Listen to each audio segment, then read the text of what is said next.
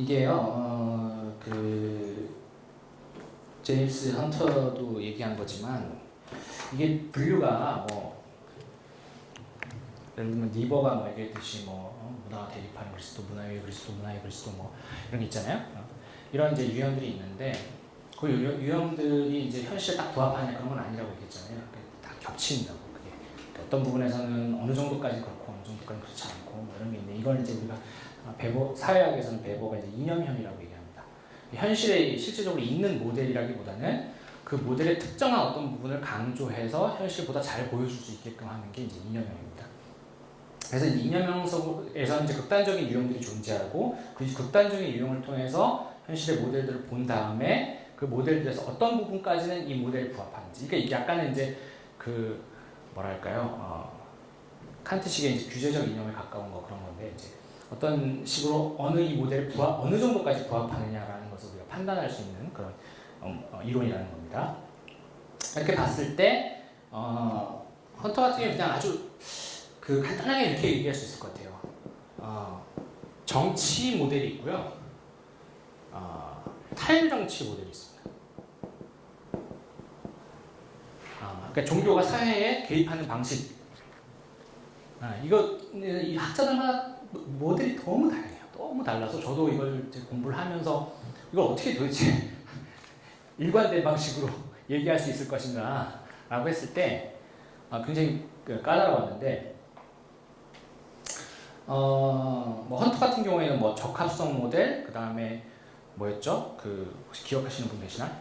적합성 모델이 있고, 방어형 모델이 있고, 또 뭐 있죠? 분리형 모델. 네, 분리 모델. 기억력이 대단하시네요. 그게 있는데, 그것도 보면은 사실은 모델이죠. 네, 모델이라서 딱딱 거기에 들어맞진 않아요. 어떻게 보면 그런 것 같고, 어떻게 보면 안 그런 것 같고, 그렇단 말이죠. 근데 이제 정치 모델이라는 거, 사실은 이제 헌터는 대체로 이 정치 모델을 비판하는 거죠. 보통 이제 정치 문화에 다 호소하는 거예요. 정치 모델이면서 직접적으로 정치를 하는 모델에 가까운 거예요, 사실은. 직접 정치의 모델을 하는 거예요. 이게 이제 개신교 보수주의자들도 이 모델을 원래 옛날부터 했고, 보수주의자들이 이 모델을 했었고, 그다음에 또 진보적인 이제 복음주의자들은 그럼 아니냐? 복음주의자들도 이 모델이라는 거예요. 그러니까 사실은 가치의 차이만 있지 모델상으로는 별 차이가 없다. 지나친 과도한 정치를 추구하고 있다라고 하면서 자신의 이제 모델은 약간 이제 탈정치에 가까운 걸로 이제 얘기를 하죠. 그래서 제사례파도 약간 이쪽 모델에 부합하는 식으로 이제 얘기를 하고, 그러면서 이제 사실은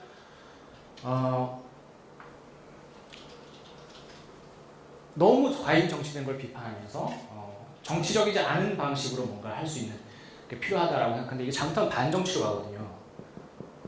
헌터도 이걸 모르진 않을 텐데, 반정치. 아예 정치 자체에, 그러니까 어떤 형태로든 종교가 무슨 순수한 걸 추구한다 할지라도, 제가 아까는 순수성의 종교 이런 얘기 했지만, 아무리 순수한 걸 추구하더라 할지라도 이미 이 사회에서는 그것은 하나의 정치적 효과를 가져요. 그걸 모르면 되게 순진한 거죠. 나이가 온 거죠. 헌터도 이건 모르진 않을 거예요. 탈정치를 아무리 한다 그래도 잘못하면 그냥 정치로 가요. 그리고 그것은 사실은 정치를 추구하지 않는 것 같지만 사실은 어떤 다른 정치 세력에게 이익을 주죠. 그렇기 때문에 그것이 정치적인 거고, 그랬을 때 그것은 잘못하면 기존의 정치적 가능성조차 제거해버리는 반정치가 된다는 거예요. 그러니까 모든 사람을 사랑하자 이렇게 하면서 사랑하니까 예를 들면은 어떤 사람이 나쁜 짓을 해도 거기에 대해서 그냥 넘어가. 정치적으로 문제를 일으켜도 국가 문제, 정치 문제가 있고 하더라도 거기에 대해서 그냥 넘어가자. 개인주의적인 윤리에 빠지고 이렇게 하는 게 반정치죠. 사실 이제 복음주의 쪽에서 이제 이런 오류에 빠지는 경우들이 좀 있었다라고 볼 수 있는데요. 어쨌든 이렇게 보수와 진보령의 차이에서, 보수에서 추구하는 모델은 아마 이걸 이제 시민종교 모델처럼 얘기합니다. 시민종교. 진보주의자 입장에서 봤을 때는 보수주의자들이 정치에 참여하는 모델 방식이 시민종교적 방식이다라고 얘기해요. 이게 무슨 말이냐? 이게 오해가 있을 수가 있어가지고 설명이 좀 필요한데, 시민 종교 지난 시간에 사실 하려고 했지만 못했는데 시민 종교가 뭐냐면 많이 들어보셨을 거예요. 그 미국의 상황을 설명할 때 우리가 보통 시민 종교라고 얘기합니다. 로버트 벨라라는 종교사회학자가 얘기한 것이죠. 이게 이제 듀르켐이 사회는 사실은 우리가 사회라고 우리가 신이라고 하는 것, 우리가 신이라고 믿는 것, 그 집단 어떤 그 문화의 집단이 한 집단이 신이라고 믿고 있는 것, 혹은 성스러운 것이라고 믿고 있는 것은 사실은 사회를 믿는 것의 다름 아니다라고 얘기했잖아요. 그 사회의 근간은 사실은 다른 것으로 환원할 수 없는 사회 그 자체가 하나의 도덕적인 것이고 윤리적인 것을 함축한다라는 식으로 얘기합니다. 그러니까 초월과 도덕과 사회가 같은 층위에 있는 거예요. 듀르켐식으로 얘기하면. 그럼 우리가 사실은 이 사회에서 살아간다는 얘기는 뭐냐면 아무 문제 없이 사회에서 살아갈 수 있다는 얘기인 거예요. 대한민국, 한국 사람도 여기서 아무렇지 않게 살아갈 수 있다는 건 뭐냐면 한국 사회라는 어떠한 초월적인 영역, 어떤 도덕적인 영역을 우리가 마치 신인 것처럼 믿고 있는 거예요. 살아가는 거예요. 우리는 하나라고 생각하고 우리는 한국인이라고 생각하는 것. 이것조차 굉장히 종교적이라는 거예요. 그래서 종교성이라는 건 그래서 기본적으로 이 종교성과 국가 정체성이라는 게 굉장히 같이 갈 수 있고 그래서 우리가 또 분리가 필요한 거고 긴장이 필요하다고 얘기를 하는 게 그런 겁니다. 근데 이제 미국의 경우에 그러면 미국을 움직이는 미국의 도덕적인 어떤 연대, 도덕적으로 하나 되게 만들고 사회를 통합시키는 그 원리가 뭐냐라고 생각해 봤을 때 그게 뭘까라고 생각해 봤을 때 그게 뭘까라는 질문에 대해서 벨라가 그걸 시민종교라고 얘기한 거예요. 시민종교. 그게 뭐냐? 시민종교. 그러니까 이런 거 간단하게 생각하면 대통령이 취임할 때 성경책에 손을 얹고 하잖아요. 그리고 막 뭐 하나님의 이름 막 갓을 얘기하고 그다음에 뭐 곳곳에 그런 뭘 할 때마다 그런 국가의례를 행할 때마다 기독교적 상징이 등장해요. 그죠? 근데 이제 그 기독교적 상징이라는 거는 우리가 생각하는 전통적인 의미의 기독교냐 그거하고는 다른 거예요. 왜냐하면 이미 미국은 다운되는 사회고 정교가 분리된 사회예요. 그러니까 국가 종교를 인정하지 않아요. 재정정치 사회가 아니고 신정정치가 아니에요. 신정국가가 아니에요. 그러니까 국가 종교를 인정하지 않는단 말이에요. 국가를 대표하는 종교나 신은 없어요. 근데 그 상황에서 갓을 얘기하고 그 기독교적인 상징이 등장한다는 건 무엇을 의미하느냐? 그것은 하나의 국가를 통합시키는, 국민을 통합시키는 상징으로서 활용되는 거예요. 그런 차원에서 그것을 시민종교라고 한다는 거예요. 무슬림도 여기에 다 동의하는 거예요. 무슬림도 동의하고 거기 다른 종교를 갖지 않는 사람도 거기에 대해서 아무 딴지를 걸지 않아요. 왜냐하면 거기에서 선서하는 대상은 단순한 기독교적 신이 아니라는 거예요. 근데 그 기독교 신은 뭐냐면 미국이라는 국가 이데올로기가 결합된 신이죠. 이거를 이제 부정적으로 볼 수도 있고 뭐 어떤 사람은 뭐 긍정적으로 볼 수도 있어요. 근데 어쨌든 그 사회가 유지하기 위해서는 하나의 단일한 이데올로기 체계와 상징 체계 의례가 필요해요. 그래서 미국의 당연히 기독교적 전통이 있죠. 그 기독교적 전통이 세속국가 차원으로 내재화된 것을 시민종교라고 정의를 합니다. 그러니까 세속화된 거예요. 기독교의 세속화 버전인데 그것이 사람들의 심성 속에 또 사람들의 관계 속에 내재화되어 있어요. 그래서 미국 사람들은 뭐 인종과 종교를 초월해서 다 자기들을 미국인이라고 생각하고 나름 거기에 대해서 뭐 자부심 갖는 사람도 있을 거고 그 미국적 가치에 대해서 다 동의를 한단 말이에요. 어느 정도. 그 공통으로 그 뭐 민주당을 지지하든 공화당을 지지하든 상관없이 미국적 가치라는 것에 그 공통 분모가 있다는 거예요. 물론 그 정치적 입장에 따라 다르죠. 다른데 그럼에도 공통의 입장, 그거 이제 게임의 룰 같은 게 있다는 거예요. 그 룰을 존중하는 게 있다는 거예요. 그게 이제 도덕성일 수도 있고, 그거에 이제 대체적으로 우리가 그걸 민주주의라고 얘기하는 거예요. 미국의 민주주의. 민주주의는 그 사람들의 신념이고 이념이고 종교인 거예요. 이제 그걸 시민종교라고 하거든요. 근데 이게 무슨냐? 보수주의자들은 보수 기독교인들은 시민종교적 방식으로 정치를 한다. 뭐냐면 자기들의 종교가 이 시민 종교, 그러니까 세속 국가의 내재화되기를 원한다는 거예요. 근데 이게 굉장히 이 논리가 뭐랑 비슷한 것 같아요? 이 논리가 이제 보통 켈빈즘에서 얘기하고 있는 모든 주권이 하나님에 있다는 거. 그리고 그 주권 하나님 나라를 이룬다는 거. 모든 영역에서. 근데 그건 뭐 네오 켈빈즘이겠지만 어쨌든 모든 주권에서 하나님의 나라의 됨을 인정한다는 거. 그것은 뭐냐면 기독교적인 원리가 세속의 곳곳에 침투되고 거기에 원리에 어떤 영향을 미치기를 원한다는 거죠. 그 논리하고 되게 유사해요. 그러니까 제가 지금 가치 판단을 두지 않고 되게 말씀드리는 거예요. 논리상으로는 이게 다 흐름이 같아요. 이거를 이제 이 시민 종교가 미국에 있어서 정치와 종교가 제도적으로 완전히 분리되고 견제되는 여전히 제도적 장치들이 있죠. 그것이 강해요, 기본적으로. 그게 강한 상태에서는 이게 어느 정도 그냥 시민 종교 차원으로 유지가 돼요. 이건 뭐냐면 한편으로는 다원주의를 인정하는 종교예요, 기독교예요. 기독교적인데 다원주의를 인정해요, 완전. 그래서 이게 뭐죠? 국가 종교하고 종교 공동체 하고 이 중간 개념이에요. 시민 종교가 좀 가치 판단을 해서 시민 종교가 타락을 하면 국가 종교가 되는 거예요. 이 가기가 쉬워요. 근데 지금 9.11 테러 이후에 부시나 이런 행정부들 했던 역할이 뭐냐면 국가 종교처럼 가는 거죠. 그래서 미국의 이데올로기를 보편화해요.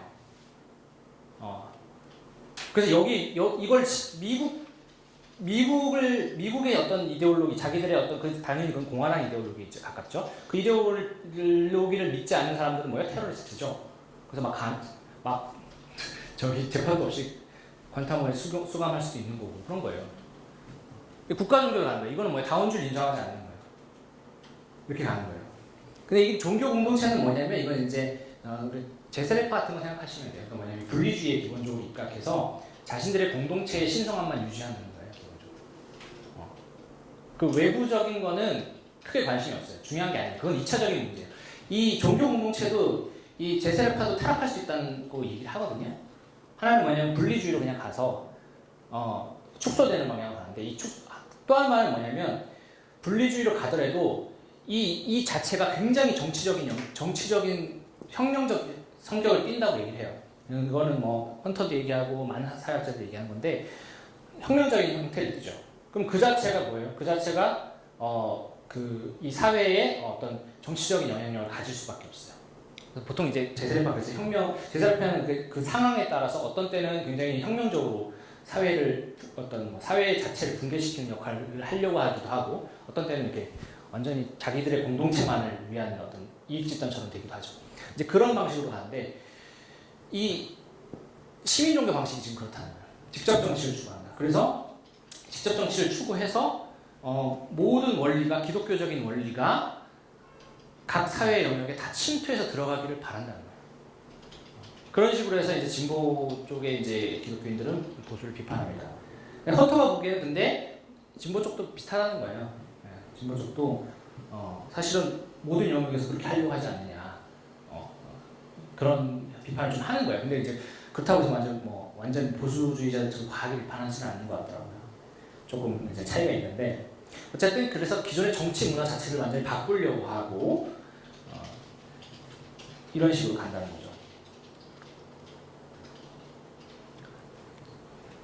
그러면은 탈정치 모델은 이제 기본적으로 그 제도의 정교 분리를 그냥 인정하는 거죠. 기본적으로 여기도 다 정교 분리는 인정을 해요. 인정을 하는데 이걸 어떤 기준에 따라서 나누냐에 따라서 굉장히 복잡하게 되는데 얘기가 정교 분리를 기본적으로 인정하죠. 인정하는데 이 인정하는 것 속에서 이제 그 사회에 얼만큼 적합하냐. 기독교 현실주의랑 비슷한데 적합성 모델을 추구하는 거예요. 적합성, 적절성 모델. 헌터가 얘기하는 식으로 적실성, 적합성, 적실성 이런 식으로 표현할 수 있을 것 같아요. 그다음에 공통성, 관계성 이런 거를 생각해요. 사회와 그 관계를 생각을 해서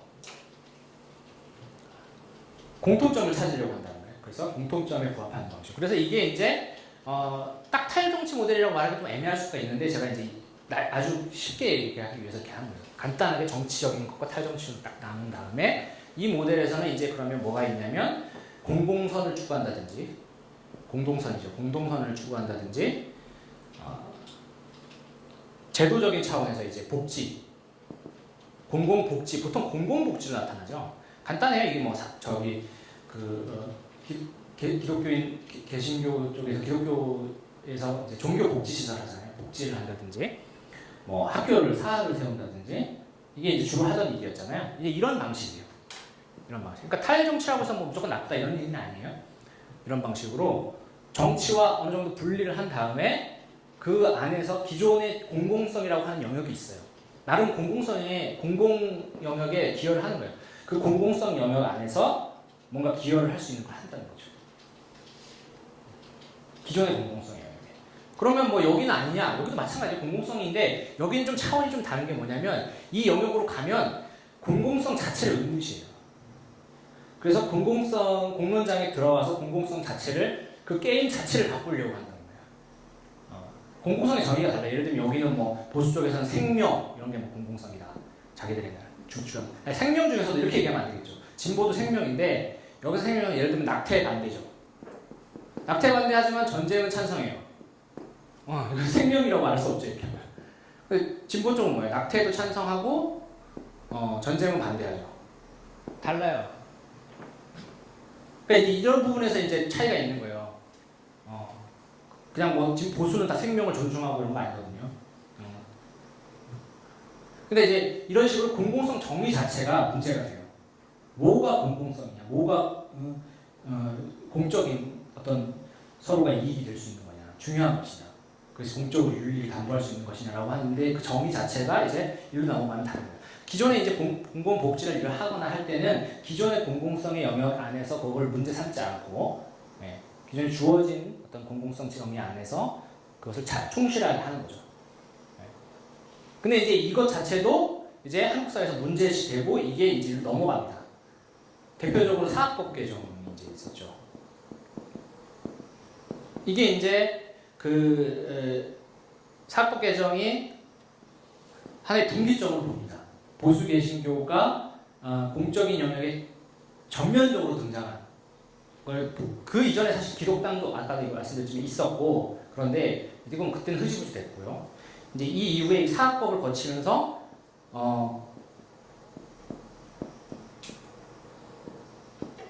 종교 정치와 정치 종교의 논리가 강화가 됩니다. 정치 종교의 논리라는 거는 여기 이제 시민 종교라고 했잖아요. 이 시민 종교를 다른 말로 정치 종교라고 할 수도 있어요. 정치 종교. 그래서 이 정치 종교, 국가 종교 뭔가 이 사회의 이데올로기가 되고자 하는 욕망이거든요. 그러니까 종교가 이 사회를 완전히 지배하고자 하는 욕망. 저는 그걸 이제 공공성 욕망이라고 하는데 이 우리가 여기서 공공신학 세미나를 하더라도 여기에는 공공성 욕망이 있다는 거예요. 사회를 지배하고자 하고 싶어하는 욕망. 그걸 어디까지 이제 제어를 할 거냐 이거는 참 어려운 문제죠. 첫 시간에 최경환 연구원이 이제 그 강의하시면서 이제 공공선의 이제 수위를 어느 정도까지 얘기할 수 있느냐 그거에 따라 이제 달라질 수 있는 부분을 얘기하셨는데 마찬가지 그 얘기입니다. 그래서 뭐 보통 우리가 보수 개신교 복음주의에서 많이 얘기하는 게 뭐 하나님 나라 이런 거 많이 얘기하잖아요. 그 하나님 나라 과연 어떤 수준에서 이루어진 하나님 나라냐라고 얘기할 때 비판적으로 생각하면 이렇습니다. 비판적으로 생각하면은 결국에는 시민 종교를 뛰어넘어서 국가 종교가 되고자 하는 욕망 아니냐. 크리스텐도 아니다라고 아무리 얘기해도 크리스텐dom하고는 구별되겠죠. 어떤 뭐 우리가 로마처럼 뭐 중세 시대처럼 그렇게 가는 건 아니겠죠. 그렇지만 그럼에도 불구하고 아주 첨예하게 대립되는 영역이 있잖아요. 아까도 얘기했지만 낙태, 동성애 이런 문제. 그 첨예하게 대립되는 영역에서 기독교적인 가치를 관철시켜 버리겠다. 그게 관철 안 되면 하는 나라 아니다라고 생각하면 어떡하겠어요?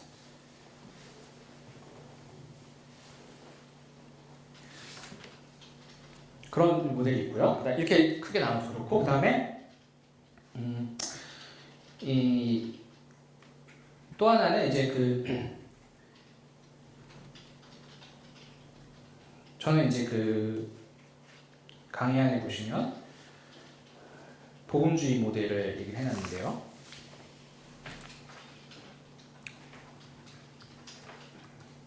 헌터도 얘기하는데 이건 이제 문화 전쟁, 문화적 저항.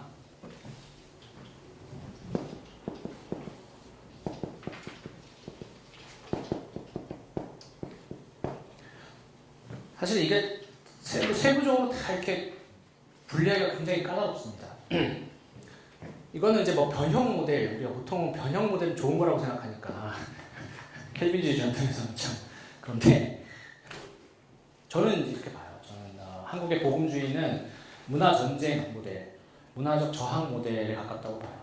이 문화적 저항 모델하고 사실은 지금 기독당 모델도 사실은 이 문화 저항의 모델이 하나, 문화 전쟁의 모델 하나라고 봐요. 공통분모가 있다는 거예요. 약간 연장되는 게 있어요. 거기에서 실제로 영향을 받는 부분이 있고, 그러니까 무슨 얘기냐면 사실 온건한 수준에서 기독교 윤리 실천 운동이라든지 이런 부분들은 좀 더 온건한 모델이에요. 제가 생각할 때는 온건한 모델인데 그 어떤 이데올로기적이나 이념적인 가치 추진에서는 좀 더 이렇게 급진적인 모델하고 공유하는 게 있다고 본 거예요. 그 공유하고 있다는 게 뭐냐면 문화 전쟁, 문화 저항 담론이에요. 그러니까 기독교 세계관에서 이런 것들 많이 한다고 저는 봅니다. 그게 뭐냐? 좀 더 자세하게 얘기를 드리면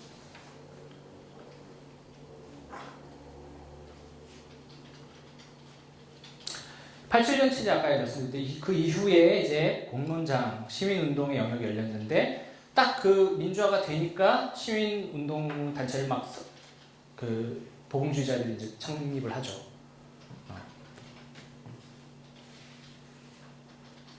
그래서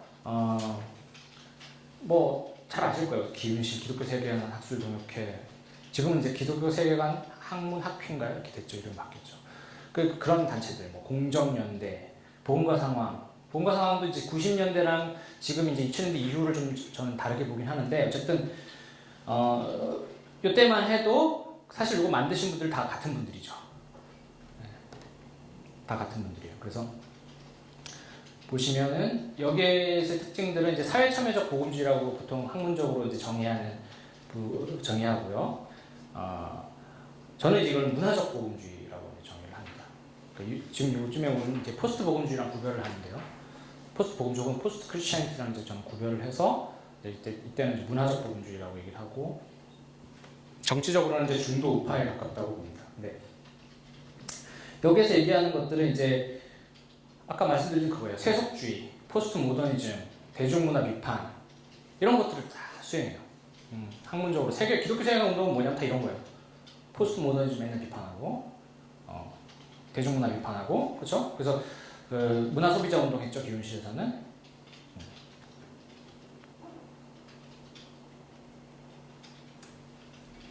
그래서 90년대 후반에서 2000년대 와도 계속 이걸 하죠. 제가 이제 90년대 말 학번인데 대학에 와서도 보면은 계속 그걸 하고 있어요. 수행하고 있고 이제 그때 2000년대 오면은 이제 거기에 반대하는 사람들이 나타나요. 네. 그 반대하는 사람들이 보험과 상황에 들어가기도 하고 거기서 논쟁도 일으키고 합니다. 그래서 이제 보험과 상황은 공론장이 되죠. 그런 약간 진보적인 사람들하고 복음주의도 이제 분화가 일어나요. 그 안에서. 그래서 약간 좀 진보적인 복음주의자들하고 기존에 이제 약간 복음주의자들하고 이제 계속 논쟁하고 뭐 예를 들면 창조왕 오면 그때 있었어요. 이미 10년 전에 있었던 거예요. 10년 전에 뭐지 벌써 20년 있었는데 이제 와서 이제 뭐 우종학 선생님이 지금 막 하잖아요. 그 전에 다 있었어요. 논쟁이. 근데 그때는 그거에 대해서 거의 뭐랄까 그게 받아들일 표현이 안 됐던 것 같아요.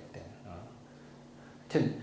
하여튼 그랬고요. 그러면서 이제 거기서 주로 이제 켈비니즘에 근거한 지식운동이죠. 그 지식운동에서는 자기 계속 논조가 다 그런 거예요. 이 지금 현대화의 물결, 세속성의 물결, 포스트 모더니즘 막 우리한테 들어오고 있는데 이거 어떻게 해야 되냐? 후기 구조주의가 들어오는데 이거 어떻게 해야 되냐? 막 이러면서 이거를 이제 기독교 세계관에 입각해서 우리가 이제 이걸 대결해야 되고 저항해야 된다. 막 이런 식의 논의예요. 그럼 뭐예요? 문화 방어예요, 문화 방어. 문화적 정체성을 방어하고자 하는 거예요. 그 정체성 방어하는 거고 또 이것은 하나의 전쟁으로 인식을 합니다. 이 문화 전쟁이라는 용어가 최근까지도 등장해요. 기독교 세계관 학술학회 저기 학문 그 논문에도 등장하고요. 그다음에 지금 현재 그 뭐죠? 신앙과 학문 잡지가 나오잖아요. 순봉호 선생님이 거기 편집인이시고 계속 그게 나오는데 밴쿠버 세계관 대학원 대학교 있잖아요. 그쪽에서 지금 그 기독교 세계관 학문학회랑 합쳐졌잖아요. 거기서 이제 다 나오는데 거기도 계속 여전히 거기 필자들 중에는 문화 전쟁이라는 용어를 씁니다.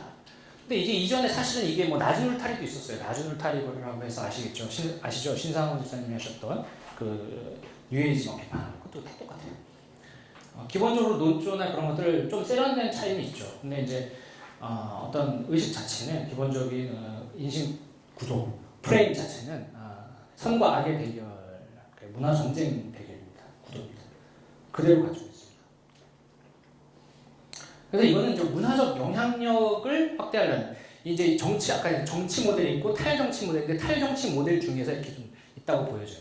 그래서 이쪽은 이제 문화적 영향력 모델이고요. 근데 이 문화적 영향력 모델이 있고 이쪽으로 오면은 이제 정치적 영향력 모델로 가는데 탈정치하고는 다르죠. 다른데 이 둘 사이에는 연관관계가 있는 거예요. 그래서 분류책이 딱 하나로 딱 나눠지지가 않아요. 되게 좀 복잡한데요.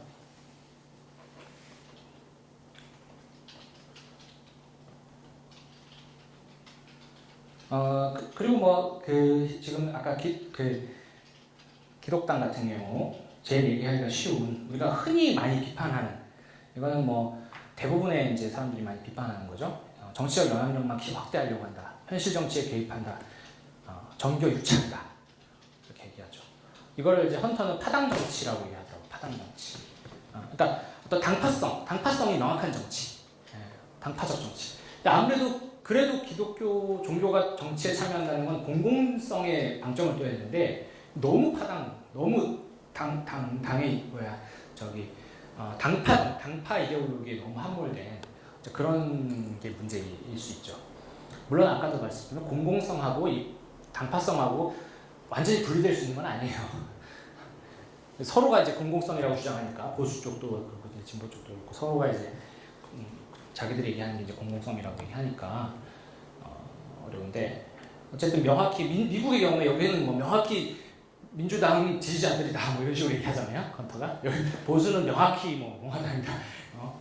그 기저에서 이제 대중운동 하는 사람도 다 보면은 중립적인 것 같지만 사실 아니면 다 공화당이고 이건 다 민주당이다 이런 식으로 얘기하거든요. 이제 뭐 그런 한계가 있다는 거죠. 한국의 경우에는 어떤지 모르겠어요. 한번 생각해보세요. 뭐 제가 답을 안 드려도 뭐 어느 정도 답이 나올 것 같은데.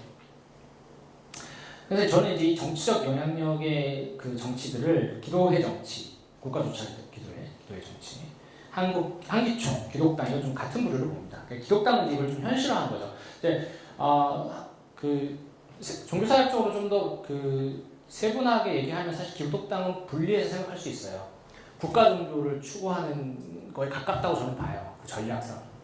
현재는 아직까지는 아닌데 계속 얘기하는 거 보면은 이슬람, 이주노동자, 이슬람 반이슬람 노골적으로 하는 게 이제 동성애 아웃, 무슬림 아웃이거든요. 이걸 딱 하는데 이거는 뭐냐면 한국 사회의 근본적인 어떤 가치를 건드리는 거예요. 그걸 찬성하든 반대하든 간에 가족주의라는 가치, 그다음에 이제 어떤 타자에 대한 문제. 이게 무슬림은 단순히 무슬림을 반대하는 게 아니라 이주노동자를 반대하는 거잖아요. 이주민을 반대하는 거고. 그 노동의 문제에 결부되어 있는 건데 그거는 뭐냐면 아까도 말씀드렸지만 후기 세속 사회에 이제 우리가 공통적으로 근거하는 윤리라는 것이 많이 약화되는 상황에서 사람들이 의미를 찾는데 그 의미 제공을 보수 기독교가 해주고 싶은 거예요. 하는 거예요. 국가는 그게 또 필요해요. 국가가 사회 통합을 이루기 위해서는 하나의 시민 종교가 필요하거든요. 근데 거기에 대해서 대안을 보수 개신교가 주는 거예요. 내용을 주는 거예요. 컨텐츠를 제공해 주는 거예요. 그러면 이런 식으로 국가를 만들고 싶어 하는 거예요. 그 이해관계가 지배계급의 이해관계가 딱 맞아 떨어지죠. 그래서 한마디로 얘기하면 기독당을 통해서 또 한기총이나 이런 보수 개신교 운동, 보수 개신교에서 이제 이런 직접적인 정치 활동을 통해서 하고 싶은 건 뭐겠느냐 하는 거예요. 국가 종교 아닐까요? 국가와 일치시키는, 그러니까 국가의 이ideolo기, 대한민국을 설립하는데 이 대한민국이 굉장히 자본주의적이고 또 그 자본주의 논리 자체가 굉장히 종교적인 내적인 논리가 뭐예요? 보수 개신교가 추구하는 그 논리, 그걸로 채우고 싶은 거죠. 그 대한민국을 기독교적인 대한민국 만들고 싶은 거잖아요.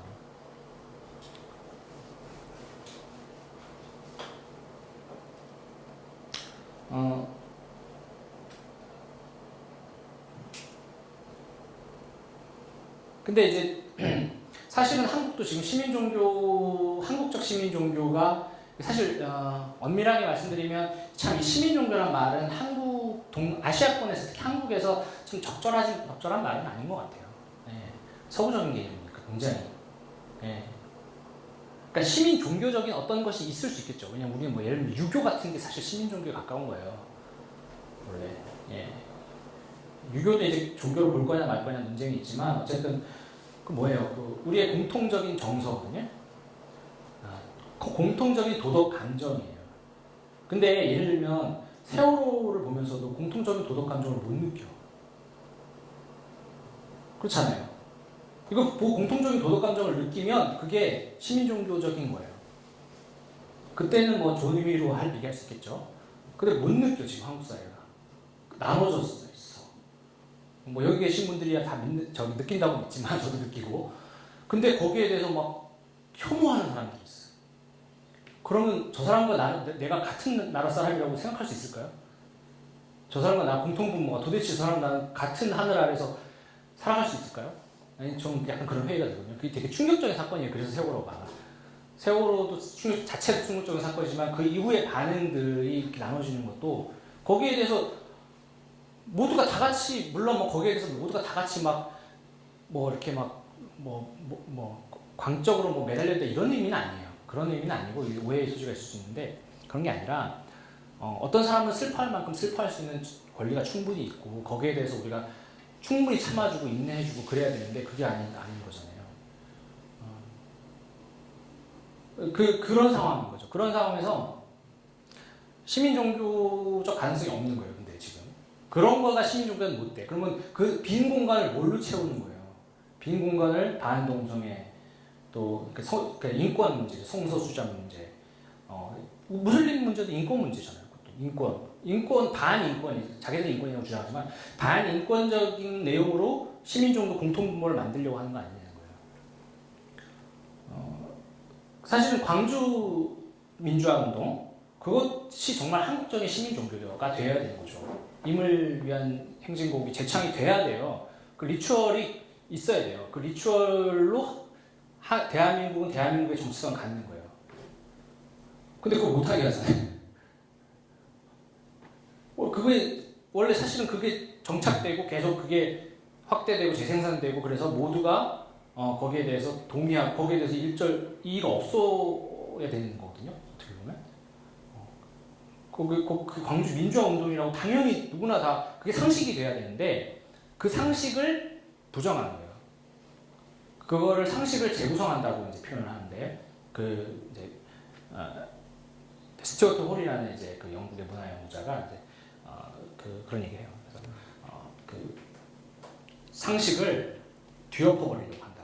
재구성하는 그 상식을 재구성하는 투쟁, 기억 투쟁이라고 오늘날 또 얘기하는데 그 기억 투쟁이 굉장히 중요해요. 그래서 근데 이게 사실 기억 투쟁이 되는 상황이 되면 안 되거든요. 시민 종교 입장에서 보면 이게 미국의 민주주의적 가치에 대해서 누가 부정해?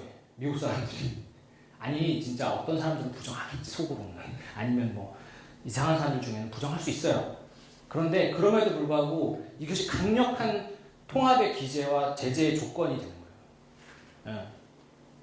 아무리 이상한 사람이라도 공적장에서 발언할 때는 민주주의적으로 얘기를 해야 돼. 그리고 예를 들면 뭐 성소수자를 차별하거나 아니면 뭐 여성을 차별하거나 이런 발언을 하면 안 되거든요. 아무리 속에 무슨 이상한 생각을 품더라도 그게 시민 종교예요. 그게 사회적인 거죠. 우리가 사람들을 대할 때 내 속에 어떤 사탄 마귀가 들어 있어도 겉으로는 아닌 척 해야 되는 거예요. 그래야 사회가 유지가 되는 거예요. 안 그러고 막 나의 욕망을 다 드러내면 어떻게 되는 거예요? 그러면 안 되는 거잖아요. 근데 그게 바로 시민 종교라는 거예요. 근데 이제 한국에 과연 시민 종교가 물론 있죠. 우리가 그래도 여기서 이제 예의를 지키고 하니까. 근데 이제 그 수준이라는 게 굉장히 지금 많이 붕괴되어 있다라고 보는 거예요. 광주를 봐도 그렇고 세월호를 봐도 그렇고. 근데 이 상황에서 종교가 지금 무슨 짓을 하고 있느냐라고 하는 거죠. 그 사회를 유지시키는 어떤 방향으로 가느냐. 이게 꼭 보수적이라고 볼 수는 없는 거예요. 거기서 유지라는 건 전체주의 국가처럼 사회 통합을 얘기하는 게 아니에요. 이 시민 종교를 또 이게 뭐 파시즘이라고 생각할 수도 하는 사람은 그게 아니고 이 국가 종교로 가야 이제 파시즘이고 그건 아니고 어느 순간도 우리가 같이 공유할 수 있는 정서, 도덕 감정을 말하는 거예요. 드루켐이 얘기하는 것도 사실은 한 사회가 통합되기 위해서 근본적인 도덕 감정 공유되는 것들을 얘기하는 거예요. 저 사안에 대해서 누구나 슬퍼하는 게 정상 아닌가 이렇게 생각해야 되는 게 정상이에요. 근데 지금 그런 상황이라는 거죠.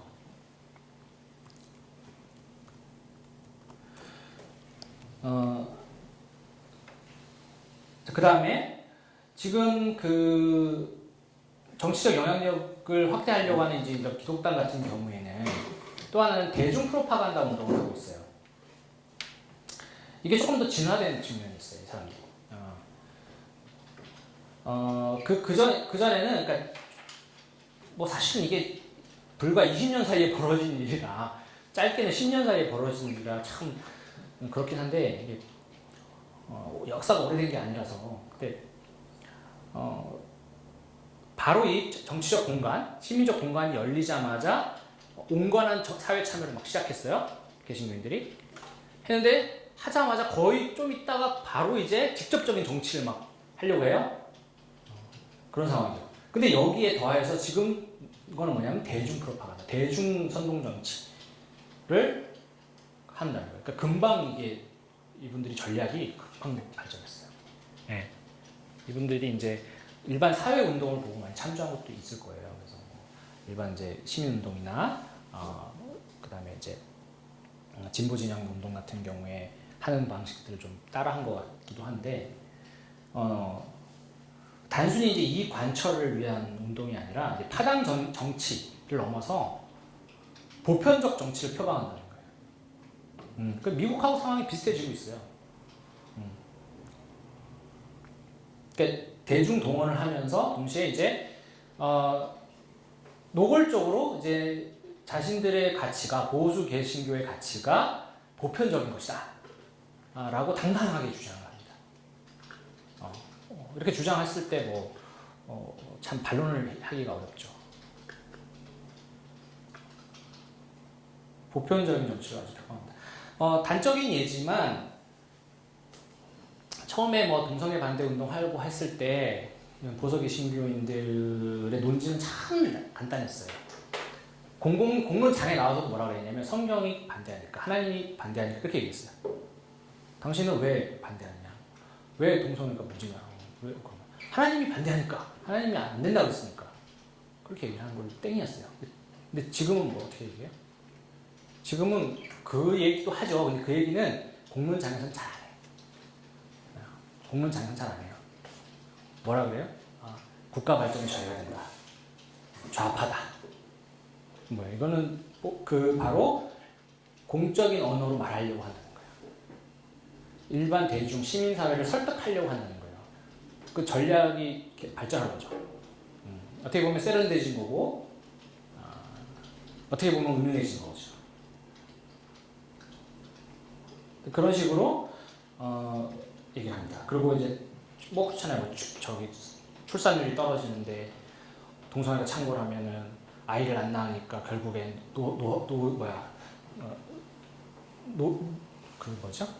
노인 인구가 많아지고 노령화된다. 사회가 더 급속하게 노령화되고 그러면 국가 경쟁력이 떨어지고 나라가 망한다. 왜 이게 완전히 이게 무슨 경제 논리랑 이걸 다 그냥 하나로 연결시켜요. 이게 뭐냐면 그 논리가 뭐 비약이든 뭐 어떻든 간에 그 논리가 바로 국가의 이데올로기. 예.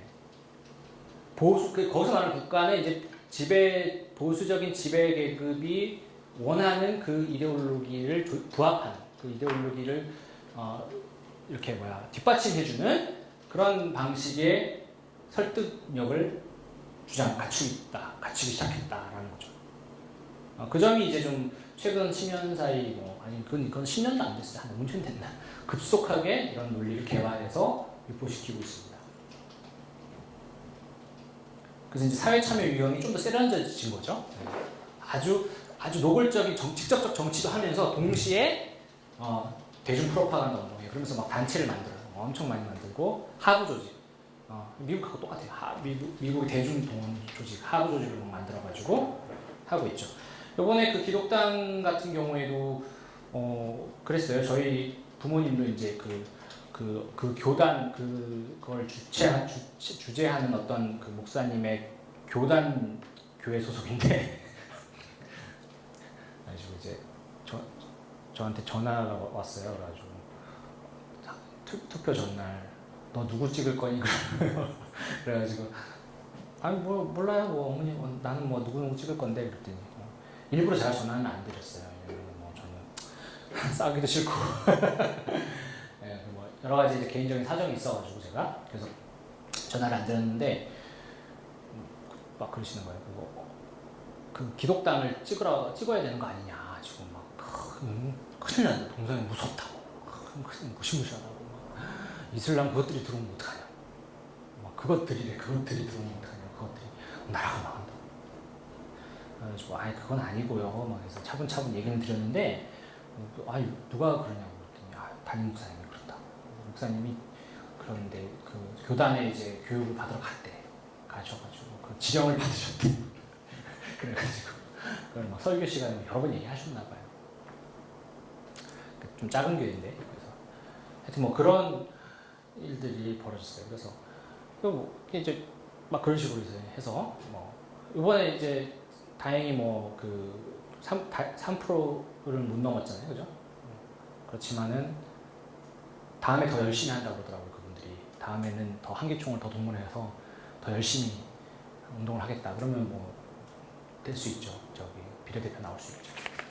어쨌든 이제 그런 것들이 이제 어떤 전략적인 목적을 가지고 하는 거냐, 그건 좀 더 연구를 해봐야 되겠죠. 그분들이 왜냐면 집권 여당 지금 집권 여당이죠. 그러니까 새누리당을 안 뽑고 그러니까 추구하는 가치가 같은데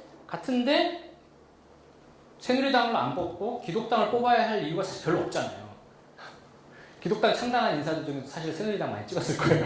제가 생각할 때 이번에 위험하니까 자기들이 만들어 놓고도 아니면 뭐 많은 보수 개신교인들도 기독당을 지지하면서도 사실 새누리당 찍는 사람도 많이 있을 건데 어쨌든 기독당의 특별한 그 가치가 뭐냐라고 하는 것은 좀 더 연구를 해봐야 되겠지만 어쨌든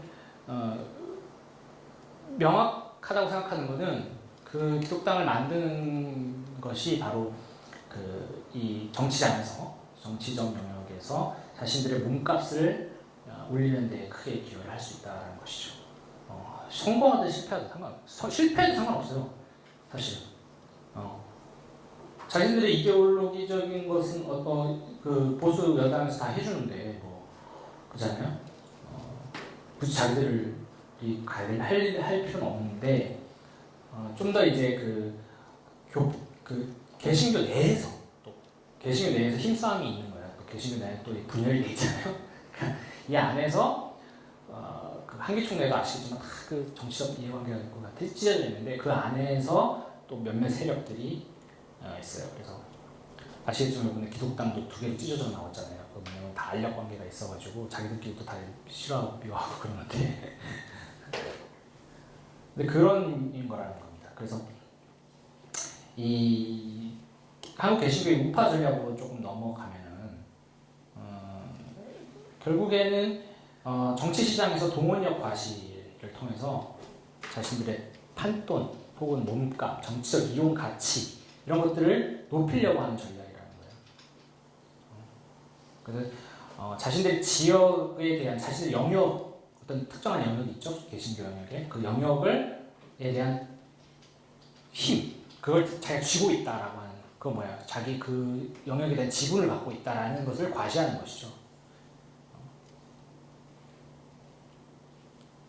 그리고 이제 의견을 보다 합리적으로 보이게 만듭니다. 아까도 말씀드렸지만 보편성에 호소하고 그 상식을 재구성하려고 합니다. 그러니까 인권도 막 무슨 그런 역차별을 하고 있다 뭐 이런 소리를 하면서 인권 정의 자체를 아예 무시해요. 기존의 이 인권 역사에서 발전되어 온 그 인권의 개념들을 깡그리 무시하고 독자적인 인권 개념을 막 주장해요. 막 그런.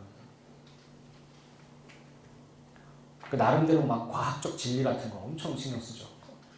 과학에 의하면 뭐 이렇게 하는 사실 그것도 엉터리고 사실은 잘못 인용되고 막 그런 건데. 근데 그런 식으로 나와서 얘기를 하면은 뭐 저기 정보가 부족한 사람들은 그 정보를 믿을 수밖에 없죠. 그래서 예를 들면 뭐 인권, 존중, 배려 이런 말들이 제가 볼 때는 이게 이제 의미값이 사라진다 이렇게 생각하는데 그 말들을 굉장히 호도함으로써 그 말들이 아무것도 설명할 수 없게끔 만들어버려요. 진짜 반정치죠. 정치를 추구하면서 반정치를 하는 세력은 이 사람들밖에 없을 거예요.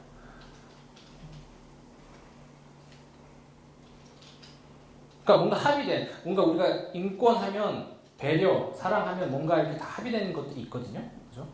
그게 있는데 그 말들을 이상한 방식으로 쓰니까 그 말들을 쓰면 아무 의미가 없어져 버리는 거예요. 그 기존에 하던 사람들도 기존에 그 의미를 소중하게 여겼던 사람들조차 그 말의 의미로는 아무것도 말해요. 그러니까 내가 예를 들면 난 인권 운동을 한다, 인권 때문에 이걸 한다라고 얘기했는데 저 사람도 막 예를 들면 성소수자를 탄압하면서 자기 인권 운동을 한다고 얘기해. 그러면 인권이란 말이 의미가 없잖아. 그러면 네 인권이 옳으니 내 인권이 옳으니 이 싸움밖에 안 되는데 그렇게 되면 인권으로 나온 이제 아니라 다른 논리를 또 개발해야 돼요. 다른 언어를 개발해야 돼요. 그러니까 기존에 이제 인류 역사에서 우리가 유지해온 그 만들어왔던 그런 뭐 예를 들면 민주주의도 마찬가지예요. 북한이 우리식 민주주의 이렇게 하냐면 민주주의 말이 값어치가 없어지죠. 그 똑같은 거거든요. 그 말을 아무렇게나 막 썼을 때 그 말의 가치가 없어진다는 거죠. 뭐 박정희도 그랬잖아요. 우리식 민주주의. 그게 무슨 민주주의예요? 막 민주주의라고 얘기하니까 그럼 민주주의의 의미가 없어지는 거지.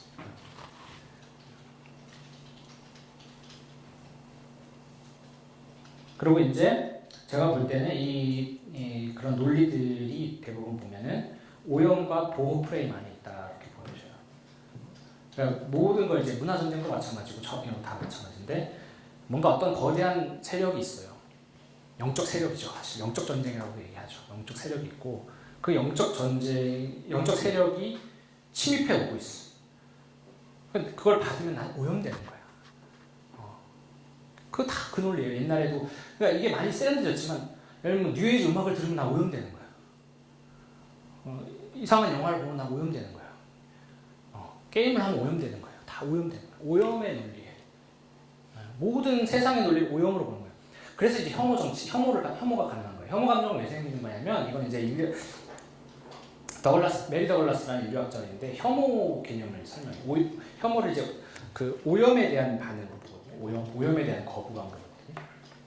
뭐냐면 간단해요. 그것이 나를 더럽힐 것 같은 불안함. 그게 이제 혐오 감정이에요. 더럽혀질 것 같지 않으면 혐오하진 않아요. 근데 이제 이게 더럽혀질 것 같은 두려움, 그 두려움이 이제 그게 이제 오염의 논리고 그 오염을 안 받고자 하는 게 하니까 이제 혐오를 하게 되는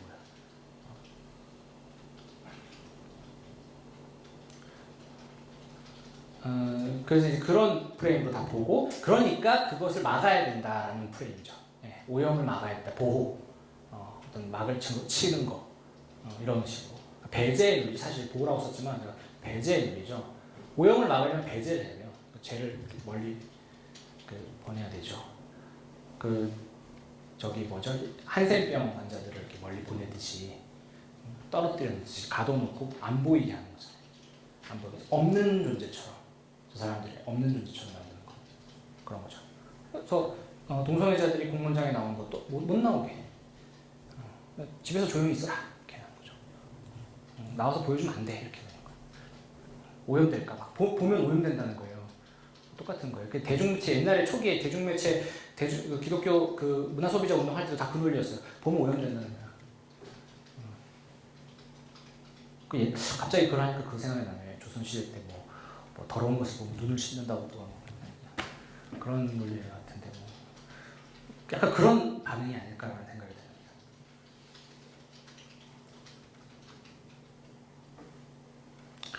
듭니다. 그리고 이제 그 상징 생산 수단을 만들기 시작했다라는 게 좀 더 이제 요즘의 특징인데요. 기독교 정당 및 프로파간다 기관을 설립한다. 헌터도 이 얘기를 해요. 효과적인 정치적 행동을 위해서 기독교인들을 발견하고 교육하고 동원하기 위해 노력한다. 그래서 종교적 아젠다를 정치적 아젠다로 바꾸는 게 이제 이 상징 생산 기관, 뭐 무슨 뭐 많이 있잖아요. 뭐 이렇게 요즘에 그 저기 전환 치료하는 뭐 동성애 전환 치료하는 단체도 그 연구소도 만들고 막 그랬잖아요. 그게 뭐냐면 그것을 만들므로써 기존의 이제 담론들을 공식화하고 논리를 만드는 거죠. 띵크탱크 같은 거죠. 그렇게.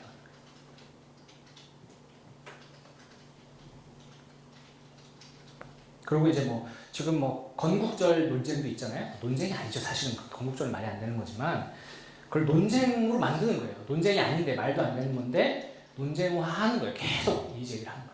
계속.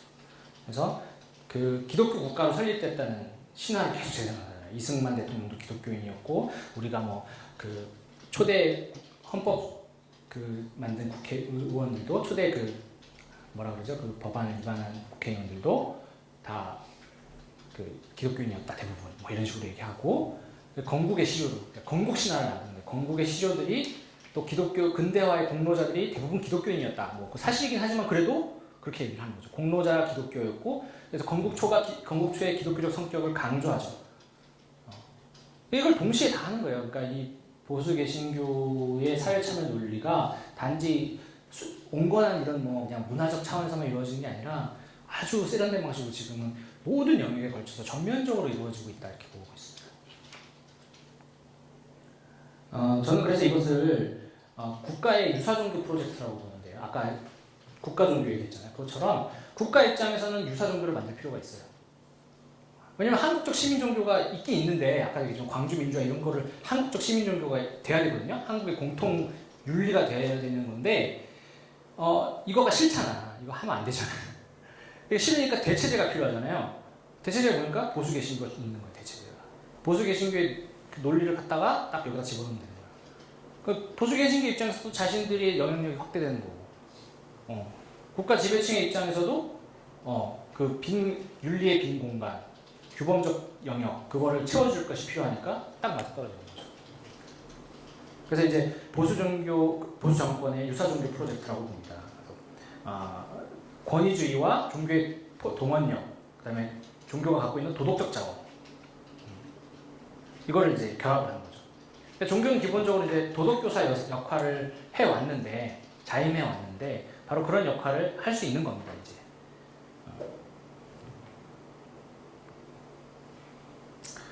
헌터는 그런 얘기를 해요. 기독교 신앙과 국가 정체성이 정치적 상상력 속에 뒤섞여 있기 때문에 이것이 자주 융합된다. 그러니까 사실 이제 시민 종교라는 거는 이제 제도적 차원에서, 그러니까 미국은 민주주의라는 걸 숭배하죠. 그럼에도 불구하고 종교와 정치의 제도적 분리가 되게 강해요. 제도적 분리가. 그러니까 뭔가 법적 장치가 있고 뭔가 그 선을 넘어서면 제재가 들어오고 막 이런 게 있다고요. 이게 너무 강하니까 이제 사실 이제 국가 종교를 완전히 가지는 못하는 측면이 있거든요. 근데 이게 이제 우리의 경우에는 어떨까? 우리의 경우에는 제도도 위비하고 기본적으로 근대화 자체가 기독교화이기 때문에 그것도 다 다르고 그래서 좀 더 혼란스러운 상황일 것 같아요.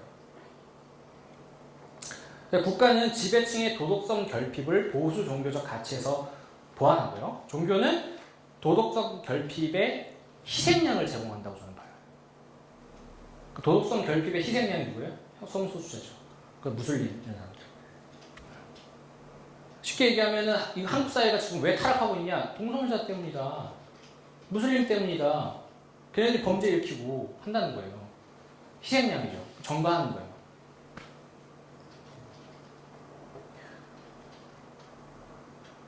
그래서 성소수자나 무슬림 이주 노동자 등의 이걸 비시민이라고 만들어버리고 이것이 대한민국이란 어떤 상상된 하나의 단일한 정치 공동체에서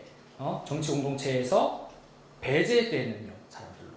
근데 이 사람들을 배제시켜야만 대한민국이 바로 설 수 있다라고 주장합니다. 필요하지만 버려야 되는 존재. 근데 이걸 어려운 말로 이제 구성적 외부라는 표현을 씁니다만 대한민국을 구성하는 데 있어서 이분들을 부정적인 방식으로 사용한다는 거예요. 그러니까 우리 안에 적이 있어야 된다는 거예요. 그러니까 이전에 이제 종북 좌파도 그거예요. 종북 좌파도 대한민국이라는 정치 공동체, 단일한 정치 공동체를 구성하기 위해서는 종북 좌파가 우리 안에 있지만 이들은 배제하는 방식으로 우리 안에 있는 거예요. 그러니까 참 정체성을 성립하는 방식이 참 비열하죠. 졸렬하죠. 우리가. 저 사람들을 배제해야만 우리 될 수 있다라고 생각하는 거예요. 이거는 종교 문제뿐만이 아니라 국가적 차원에서도 사회적 차원에서도 다 그렇게 문제가 되는 것이죠.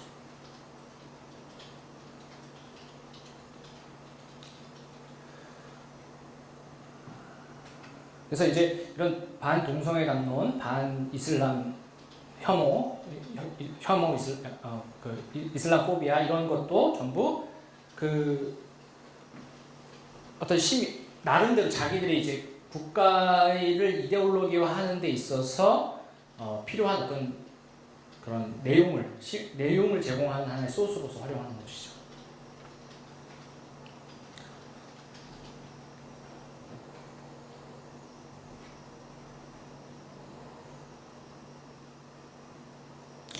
그래서 이제 참 이 역사 같은 것들은 참 디테일하게 할 시간이 없어가지고 자세하게 얘기를 못 드렸는데요. 좋은 책들이 사실 많이 나와 있기 때문에 또 보시면 될 것 같은데요. 일단 시간이 됐죠 지금.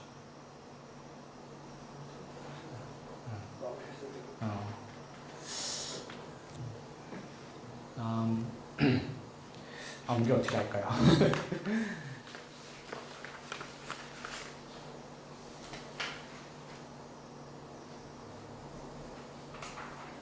근데 제가 그 강의 안에는 잠정적 결론에 11쪽에 보면 잠정적 결론을 이렇게 써놨었는데 이게 벌써 한 2년 전인 쓴 건데 지금 보수의 한국 개신교가 저는 이제 그때 당시만 해도 그냥 단순히 이익 집단 이렇게 생각했어요. 이익 집단 그냥 한기총 만드는 것도 다 그냥 자기들 이익 관철시키고 기독당 다 그런 거라고 그냥 생각을 했는데 가만 보니까 자기들 입장에서는 그럴 수도 있는데 이게 이제 국가와의 관계 속에서 생각하면 국가와 분명히 이게 맞아떨어지는 부분이 있는 거예요. 국가의 지배, 통치 전략 이런 것과 맞아떨어지는 부분이 있는 거예요. 그냥 단순히 국가는 가만히 있고 보수 개신교가 자꾸 뭘 요구해가지고 받아내는 그런 문제가 아닌 것 같아요. 당연히 그런 문제가 아니고 국가와 서로 딜을 하는 거죠. 계속 딜을 하고 협상을 하고 관계를 맺는 방식인데 서로가 서로에게 이익이 되는 방식을 찾아가는 거겠죠 지금. 그래서 이제 이것이 단순히 이익 집단의 모습이 아니라 어떤 시민 종교를 넘어서 국가 종교의 차원을 지금 추구하려고 하는 게 아닌가. 그러니까 정말 이게 대한민국의 보수 장기화 프로젝트. 네. 이렇게 볼 수 있는 거죠. 그 프로젝트는 제가 얘기하는 게 아니라 많은 정치학자들이나 이런 사람들이 얘기하는 거잖아요. 그거에 이제 종교가 단순히 거기에 조응하는, 아주 잘 조응하고 있고, 그렇게 관계를 맺고 있는 그런 것이 아닐까 이렇게 좀 생각이 들어요.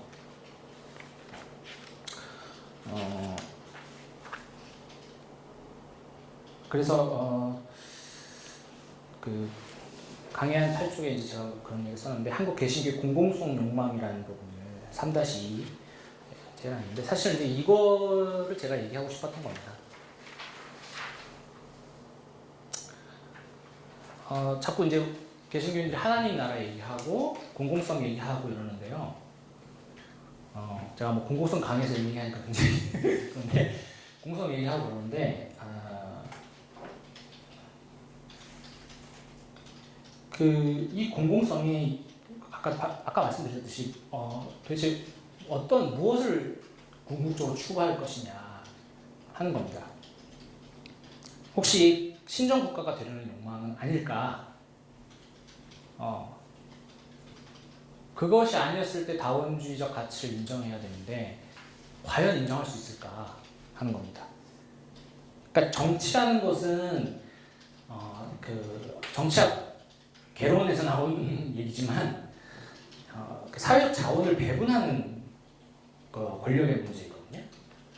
근데 여기에 만약에 개신교인이 아주 신실한 개신교인이 그 자리에 올라갔다 어떤 정책 결정자, 집행자의 자리에 갔을 때 과연 성소수자에게 동등한 사회적 자원을 배분해 줄 것인가 하는 문제입니다.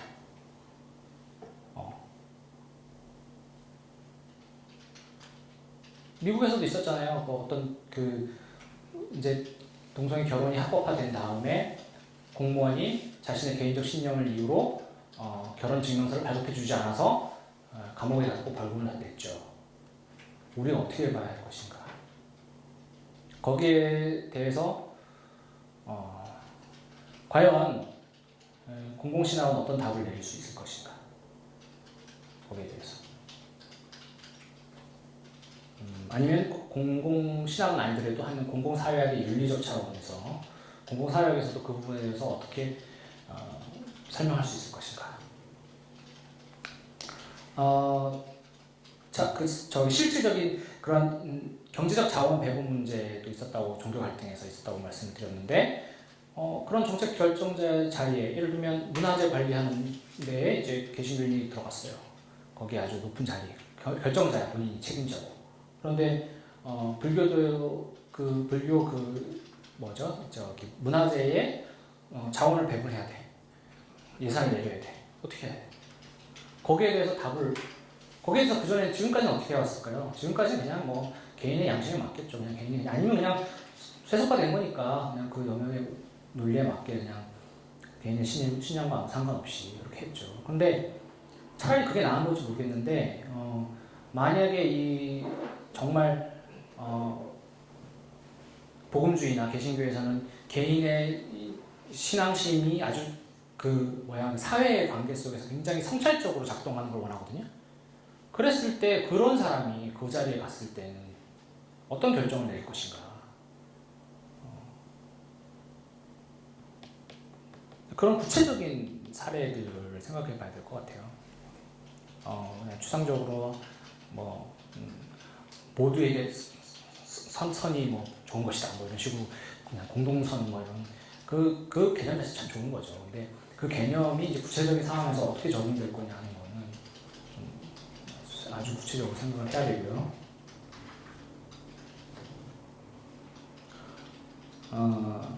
과연 우리는 시민 종교 수준에서 만족할 수 있을까? 개신교인들은 시민 종교 수준에서 만족할 수 있을까? 미국처럼 되는 걸로 만족할 수 있을까? 미국도 저 나라인데 저걸 넘어서서 아니면 이제 이걸 문화 종교라고 저번에 이제 보이지 않는 종교 개념을 말씀드렸는데 북유럽 같은 경우에 얘기 드렸죠. 기독교인이 아니에요. 독일도 기독교인들이 아닌데 나름 기독교적 가치를 내면하고 살아가고 있어요. 근데 이제 그거를 또 보수 개신교도 우리들 복음주의자들 보면 뭐라 그래?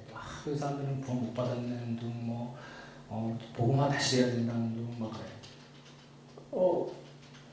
근데 그게 이제 문화 종교라고 우리가 표현하는데 한 사회의 내지적 가치 속에 들어있는 거. 시민 종교랑 또 비슷해요. 유럽 스타일하고 다르죠. 유럽은 그걸 문화 종교라고 보통 표현하고 미국은 이걸 시민 종교라고 얘기하는데 좀 다르죠. 느낌이 벌써 다르죠. 그렇지만은 문화화된 종교인데 그걸 그 문화화된 종교의 가치를 긍정할 수 있을까요? 저는 개인적으로 긍정합니다만 어떤 차이는 생각을 해봐야 될 것 같아요. 그것도 또 아니라고 생각하면 무슨 대안이?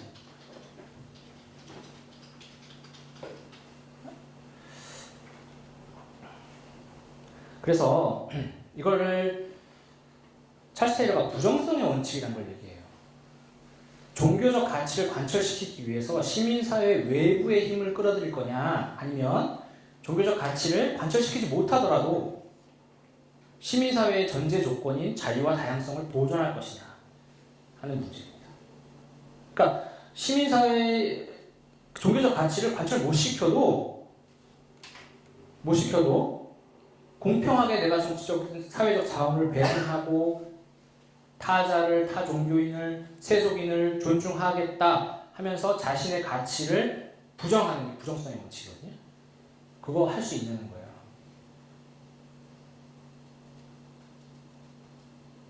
그 신학에도 여러 차원이 있겠지, 종류가 있지만은 아주 보수적인 신학에서는 그거 용납 안 하지 않아요? 안 되는 거 아니에요? 그랬을 때 어느 쪽을 선택할 수 있는 것이냐.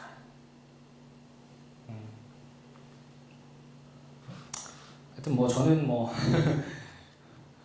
질문을 드린 입장에서 이렇게 말씀드렸습니다. 뭐 여기까지 하면 될 것 같아요. 네.